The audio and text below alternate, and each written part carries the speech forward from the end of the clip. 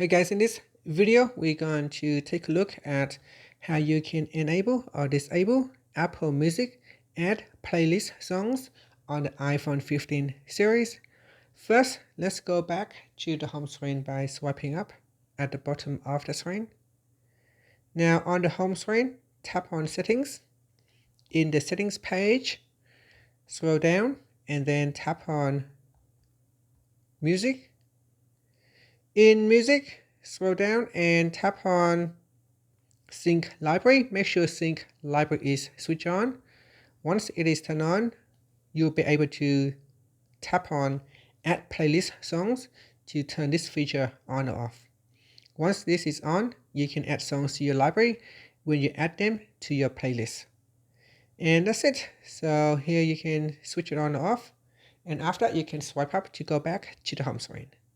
Thank you for watching this video. Please like and subscribe to my channel for more videos.